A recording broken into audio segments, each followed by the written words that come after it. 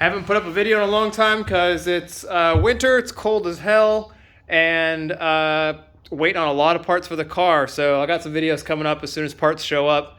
But this is my race trailer, and I've been spending some time getting it more available for sleeping at long events. So I got a little table up here so I can prepare food and whatnot, the microwave, a little bit of a sink there.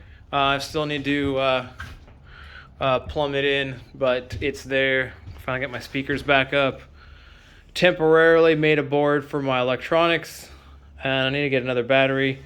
And then I got a toolbox just for storing some stuff in here. And then in the rest of the trailer, I added this platform. This is big enough for a full-size bed. No more sleeping on the cot at long events. Now I can sleep on a regular bed. And then I got a spot up there for my spare tires and some other storage and whatnot. And this is all very much so designed for a Corvette. So when the car comes in, it will be to about here. And then that's just barely over the hood and glass. And then I can get out through that side door right there. And then those are plenty high to drive underneath. It's all designed where I don't have to tear down a bed and move stuff around. It's just really quick. Show up to a race, undo the hooks, drive the car out, and I'm good to go.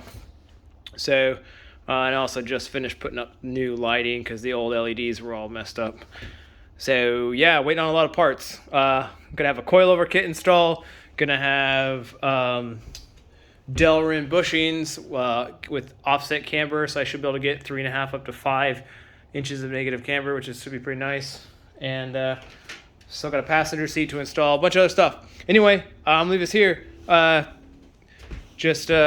Reason why I haven't been uploading is because doing a lot of work here in the trailer. Also, I insulated behind all of these panels, and I'll eventually do the rest of the trailer, but for right now it's just those.